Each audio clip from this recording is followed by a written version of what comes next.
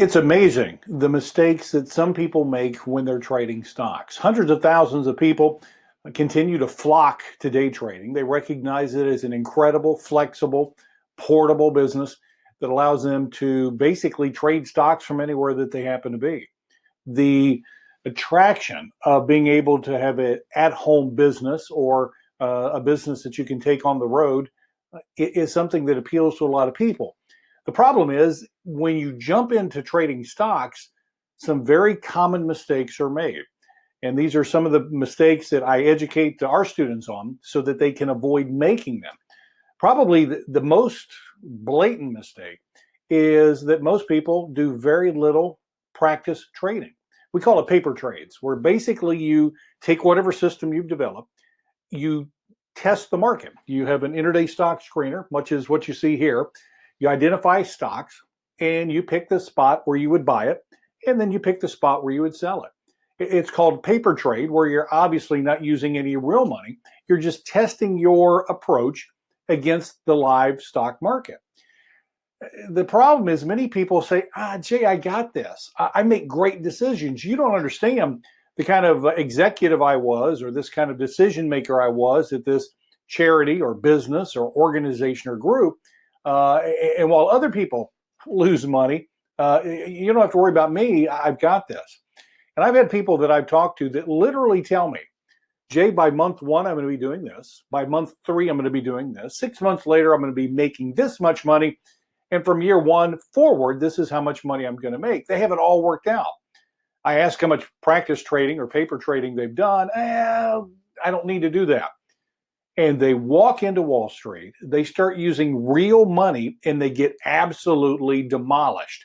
They go running out of there with their tail between their legs, confident that the inner workings of Wall Street are too complicated for anyone to figure out. Well, all they had to do was practice trade. Now, when I started working and studying the stock market, I didn't have any money. I was living in a motel room for 10 years. I was delivering newspapers in the morning, working, building GM car seats at night. I was existing on 3 hours of sleep in the morning before the opening bell, and basically spent that time studying the market.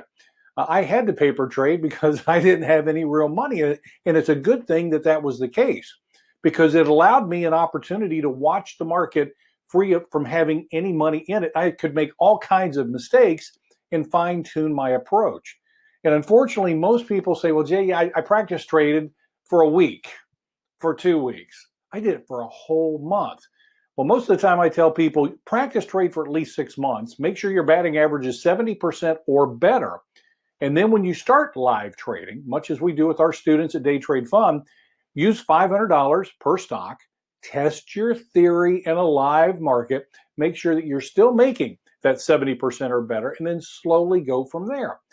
The problem is most people get in such a hurry that they neglect to take some of those, I guess, basic steps when it comes to approaching the market. And that's probably the most common mistake people make. They do absolutely no preparation from a paper trading standpoint.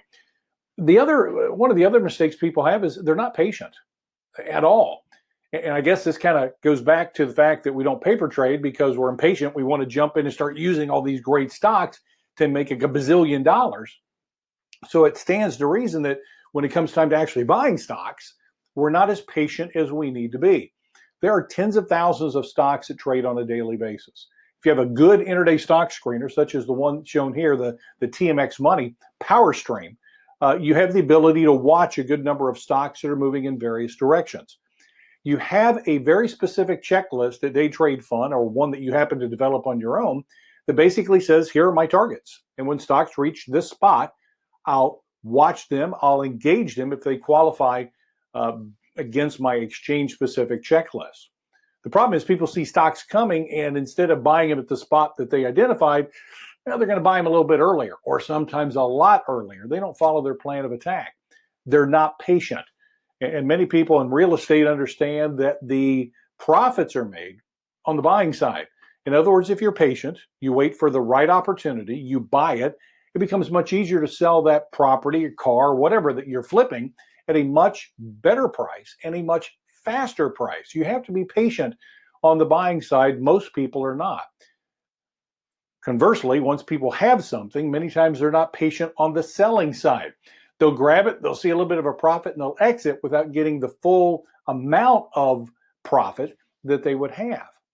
And one of the things that really just confuses me when I talk with people, they'll say, hey, Jay, I bought X amount of shares of a specific stock. I said, great. Where are you going to sell it? They have no idea. They have no exit strategy in mind. And I say, well, are you going to sell it when it goes up 10%, 20%, 30%? What's your game plan? And they say, Jay, I just don't know. Instead of having a specific checklist, they're kind of playing follow the leader. They got a hot email, stock tip. A friend of theirs mentioned this great stock.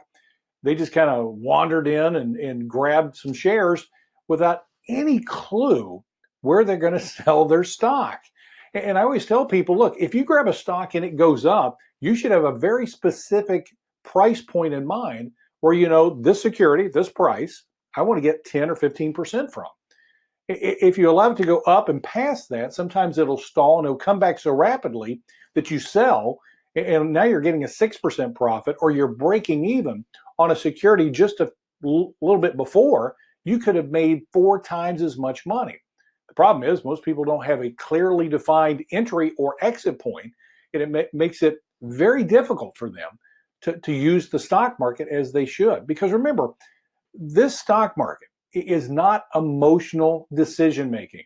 It's people getting excited and people panicking. It's all governed through behavioral economics when it comes to emotion. People know what they should do, but they don't. And then people know what they shouldn't do, but they do that.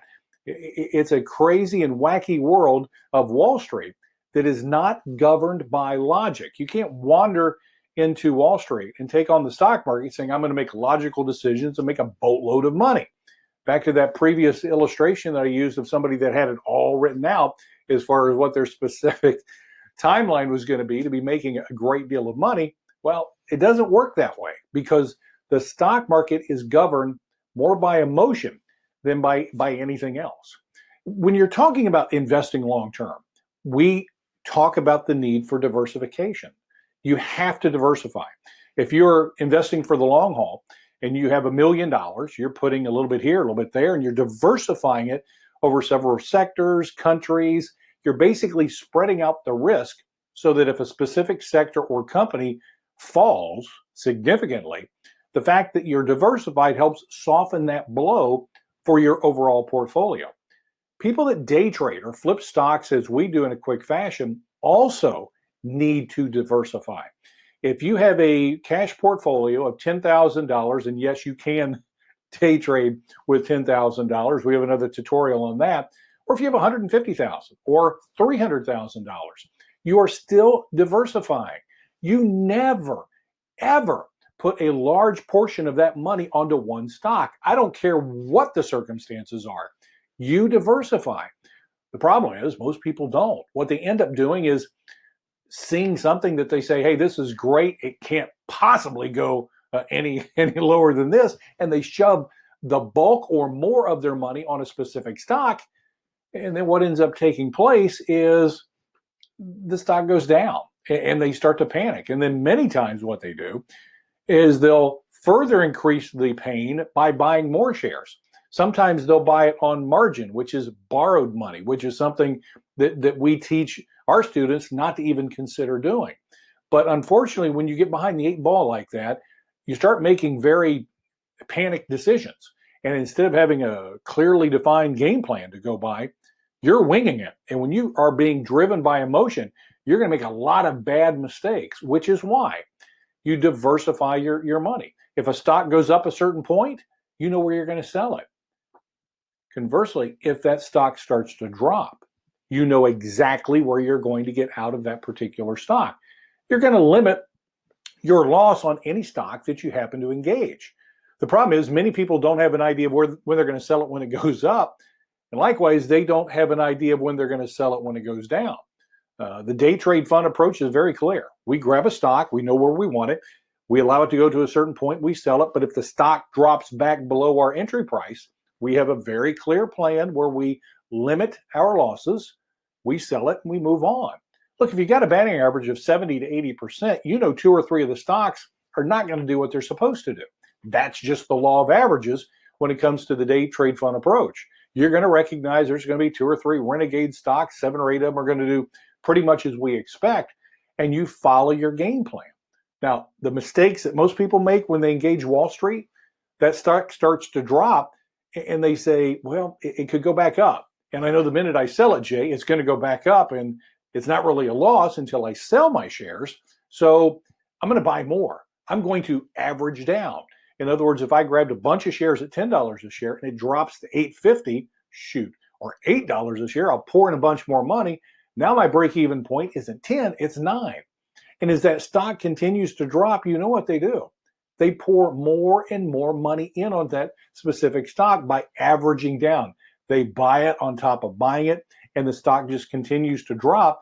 And now they're looking at a massive loss instead of a very small, manageable loss, had they simply had a game plan in mind and followed that as they were basically engaging Wall Street. There's a lot of mistakes that people make when they are dealing with Wall Street. Sometimes they'll use a market order instead of a limit order, which is a very specific order, which is when you're day trading like we do, that's all we do. You can engage penny stocks under certain circumstances. You can engage dollar stocks under certain circumstances.